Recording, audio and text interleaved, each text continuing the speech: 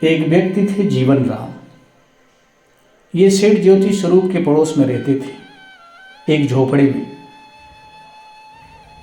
जीवन राम को पता चला कि सेठ के कई आलीशान मकान हैं, तो उन्होंने सेठ के पास जाकर कहा, सेठ जी मुझे एक मकान दीजिए, मैं वहाँ गरीब बच्चों के लिए एक पाठशाला खोलूँगा, निःशुल्क का अस्पताल भी बनवाऊँगा, प्रतिदिन वहाँ सत्संग होगा, आध्यात्मिक कथा होगी, यज्ञ होंगे, फिर जो भी आप किराया लेंगे मैं दे दूँगा।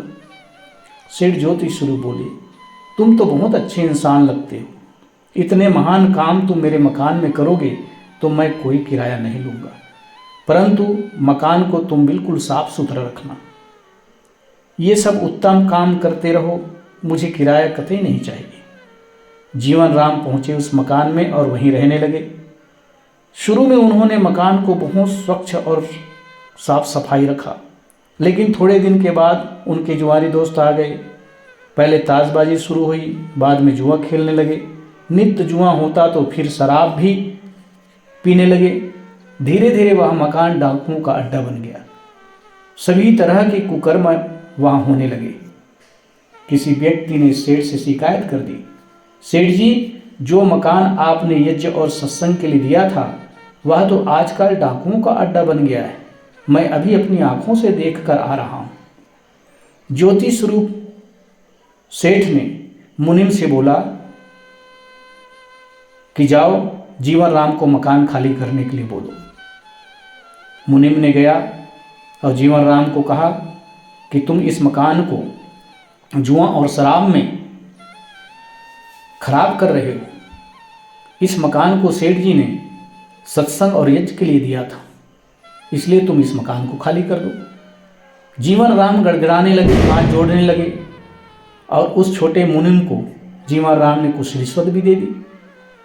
जीवन राम आकर सेठ जी को बोला, सेठ जी वहाँ सब ठीक है, किसी ने गलत सूचना दी, गलत शिकायत की। अभी कुछ ही दिन बीते थे कि सेठ के पास दूसरी शिकायत पहुंची। इस बार सेठ ने बड़े मुनिम को भेजा।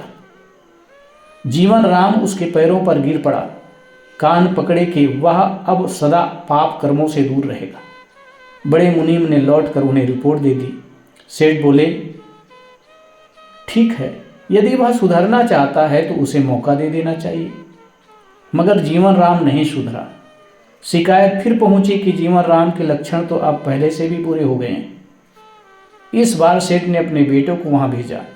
जीवन राम ने उसे भी धोखा देने का प्रयत्न किया, लेकिन वह उसके धोखे में नहीं आया। उसने वकील से नोटिस दिला दिया कि मकान खाली करो। जीवन राम ने नोटिस लिया ही नहीं, तब मुकदमा चला, वारंट जारी हुई। पुलिस वहां पहुंची तो जीवन राम ने उसे भी रिश्वत देने की कोशिश की, लेकिन इस बार कोई भी चालाक नहीं चालाकी पड़ी। जीवन राम बहुतेरा रोया, चिल्लाया, अंततः मकान छोड़ना पड़ा। जानते हैं यह जीवन राम कौन है?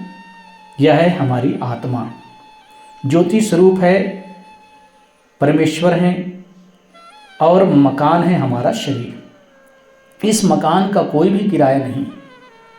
शरीर रूपी मकान में हमें इसलिए मिला है कि ज्ञान के द्वारा अच्छे कर्म, कर्म के द्वारा उपासना और उपासना के द्वारा सत्संग भजन, अपना आत्म कल्याण करने।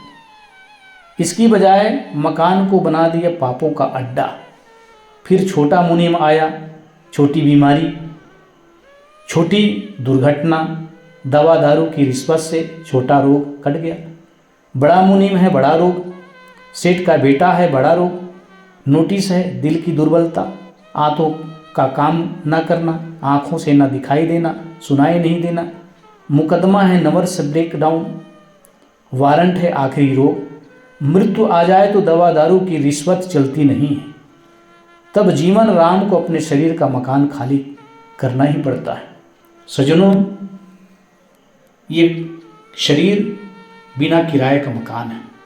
इस शरीर को स्वच्छ और पवित्र रखो, ताकि हम इस शरीर से अपने आत्म कल्याण कर सकें।